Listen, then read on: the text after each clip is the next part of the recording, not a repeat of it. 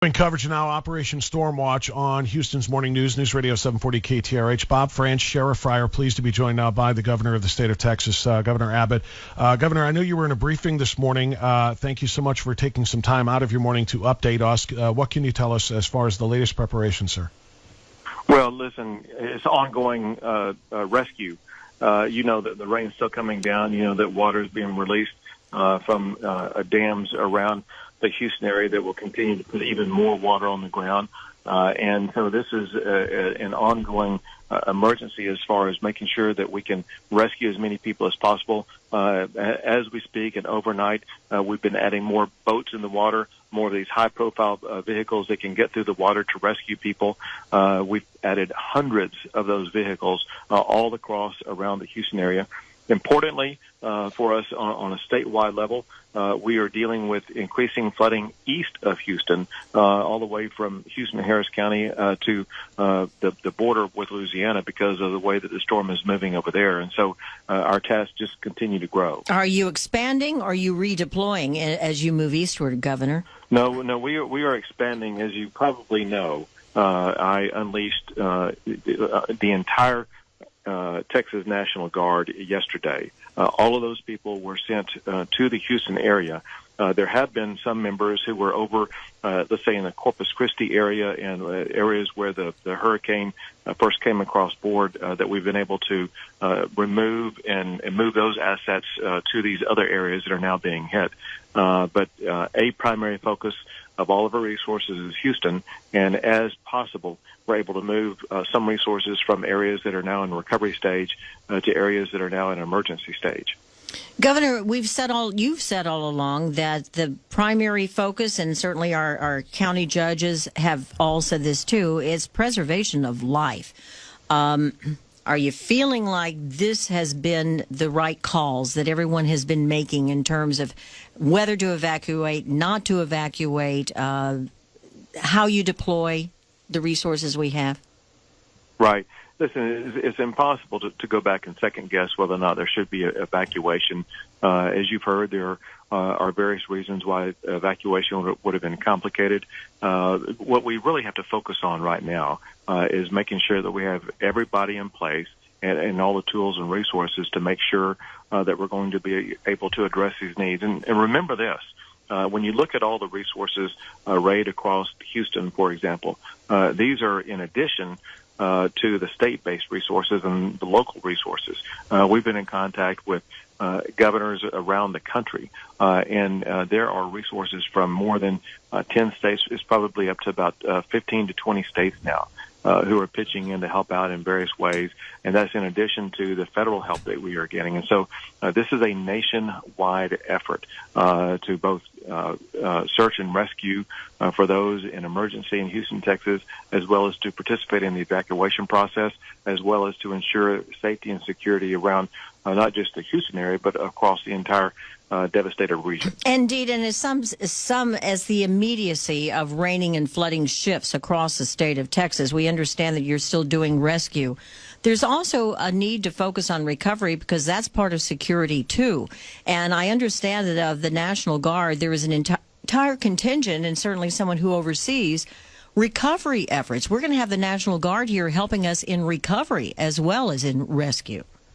Yes, for a long time. Listen, this is not a one-week process. When the rain goes away and when the town begins to dry up, our work intensifies because first, there's going to have to be very good organization as well as security with regard to all the areas that have been impacted. We want to make sure that all neighborhoods and downtown area and commercial areas across the entire Harris County region have maintained safety and control.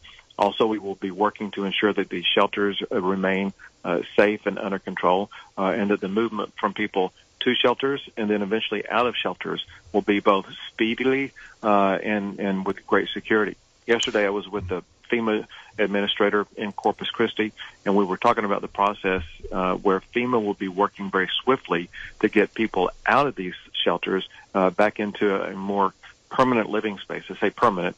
It'll be a living space while the building process begins. But we need to understand what Brock Long, the FEMA administrator, said yesterday.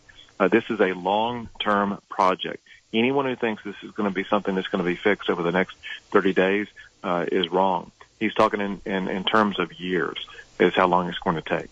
We're talking about we're talking with the governor of the state of Texas, Greg Abbott. And go ahead, Bob. I think you had something to say. Yeah, well, I just wanted to note, Governor Abbott, that the president tweeted a few minutes ago that he is on his way to Texas. Obviously, you were due to meet with him this morning. Can you talk about a specific agenda, what exactly it is that you and the president will discuss? Yes.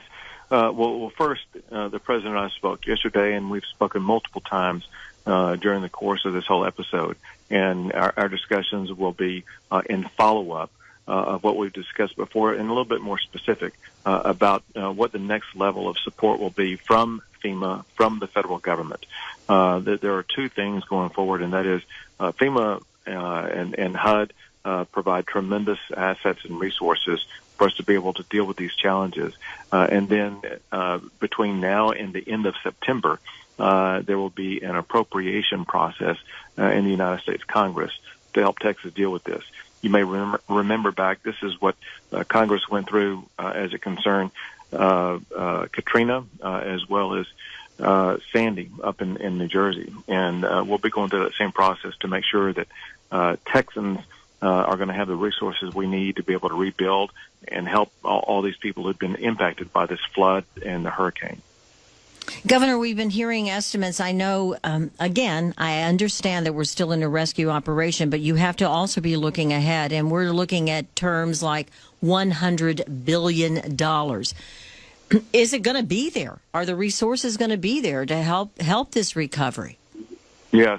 Remember, for Katrina, it was more than $100 billion. And the magnitude of this disaster is larger than Katrina. There are about 5 or 6 times the number of people in Harris County than there were in the New Orleans area at the time. And the geographic size of the people that have been impacted by this is just enormous. And so, frankly, I would say that $100 billion is undercutting it by a large degree. But it frankly is impossible to put a number on it right now until the water recedes, until we begin damage assessments. Yeah, infrastructure of the state alone, roads, highways. Right. I want you to know that I spoke to the Secretary of Transportation yesterday, and they are sending money as we speak to help us begin that process. The Texas Department of Transportation is working as we speak. For example, yesterday in the Corpus Christi area, they are already working to rebuild roads there. Obviously, in the Houston area, they will not be able to begin that process until the water recedes. But from the interstate highways to the local roads, the federal government and the Texas Department of Transportation will be working aggressively to repair those roads and get Houston and Texas up and moving again. It sounds silly to say, but water supply, in terms of water treatment plants, utilities, how are we faring across the state?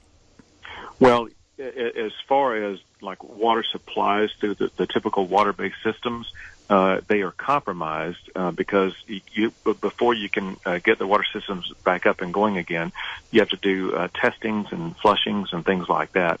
The biggest one that came back online, was it yesterday or the day before, is Corpus Christi, where the hurricane first hit. And TCEQ and some other state agencies worked with them to get that up and running. The same is going to be true with so many of these affected areas. The most urgent needs for all these areas, first is power, second is water. But here's what I want you to know, and that is we already have stationed what we call PODs. It stands for points of distribution. And those PODs or points of distribution will have water and food. They, like in Aransas County, Aransas Pass, and places like that, Rockport, where I was yesterday, we have National Guard who are stationed, who are passing out food and water to people where there is no food or water supplies or power whatsoever. But those regions will have power in the next couple of days where they're going to be able to begin to restore their lives. But I want everyone to know if there's any place without food and water, we have the troops, we have the supplies already in place where we can begin immediate and swift provision of those supplies to them. All right. Governor Abbott, as we wrap, I just want to say we have seen a lot of natural disasters strike this country, in Katrina and Sandy up in New Jersey, and Hurricane Andrew, and so many other places. And I know the threat is not over because the rains continue to fall and the flooding continues to be a great threat. But the organization with which you and the state officials and the local officials, the Harris County officials, and all of the other counties, along with the federal government now, of course, as you continue to liaise with them, the organization with which you guys have handled this has been exemplary, and I think the people who are affected by this storm are going to be, are going to owe a great debt of gratitude to their leadership for the way you guys are handling this. I cannot imagine something this difficult being handled better, and I want to commend you all for that. Well, thank you. We were very well organized from the beginning. We've stayed level-headed and continue to provide more resources as the problem expanded. We couldn't have addressed it in a better way. It's just the fact that this is an unprecedented storm. Indeed. With unrelenting rain, and we will just continue to fight as Texans do. Governor, thank you so much for Governor your time. Abbott, and your thank efforts. you. Thank you. All right. Governor Greg Abbott joining us as we continue Operation Stormwatch here on